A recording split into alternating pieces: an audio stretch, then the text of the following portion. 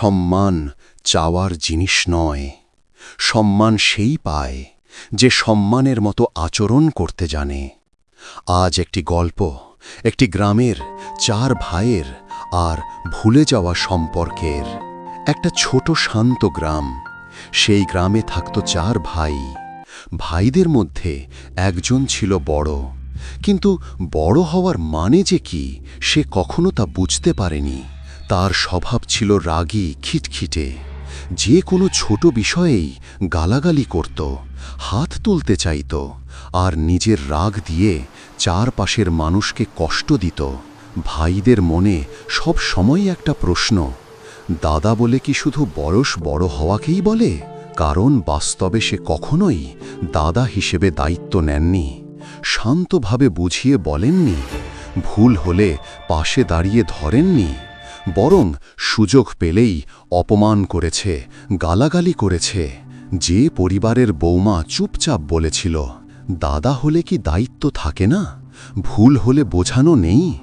এভাবে গালি দিলে, রাগ দেখালে কি করে ছোটরা আপনাকে সম্মান দেবে? কিন্তু সেই বড় ভাই শুনতে জানত না। সম্মান আদায় করতে চাইত ভয় দেখিয়ে, রাগ দেখিয়ে।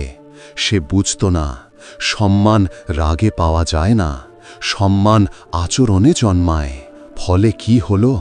ছোট ভাইরা ধীরে ধীরে তার কথাকে গুরুত্ব দেওয়া বন্ধ করে দিল। ফোন করলে উত্তর দিত না, বসলে দূরে সরে থাকত। কারণ মানুষ ভয়কে নয়, ভালোবাসাকে মানে। গ্রামের মানুষও বলতো, দাদা হওয়া আর দাদা হওয়ার মতো আচরণ করা, এই দুটো এক নয়। একদিন ছোট ভাইদের একজন নিঃশব্দে বলল, সম্মান কাগজের মতো, একবার ছিঁড়ে গেলে জোড়া লাগে, কিন্তু দাগ থাকে। সেই মুহূর্তে গ্রামের বাতাস পর্যন্ত থেমে গেল। কারণ কথাটা সত্য, সম্মান কখনোই জোর করে আদায় করা যায় না। সম্মান চাওয়ার জিনিস নয়, সম্মান অর্জনের জিনিস। শেষমেশ গ্রামের বৃদ্ধেরা বলল, সম্মান তারাই পায় যারা সম্মানের মতো আচরণ করে। ভাইয়ের জন্মে দাদা হওয়া যায়, কিন্তু ব্যবহারে বড় মানুষ হওয়া যায়।